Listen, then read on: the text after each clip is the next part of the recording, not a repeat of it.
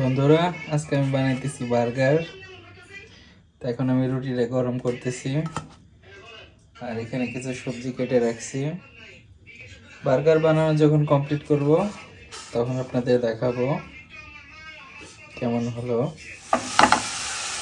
বন্ধুরা, এখন আমি সবজিগুলো ভাজতেছি, এগুলো বেশি ভাজবো না।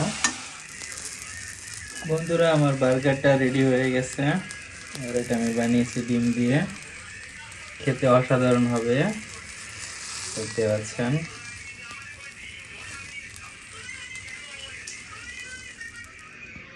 বন্ধুরা, এই যে আমার বার্গার রেডি হয়ে গেছে, একদম পারফেক্ট।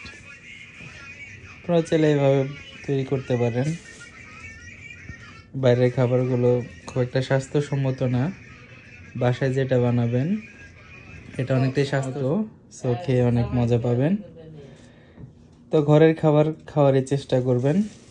বাইরের ফাস্ট ফুড খেলে ওজন অনেক দ্রুত বৃদ্ধি পাবে এবং আপনি অসুস্থ হয়ে যাবেন।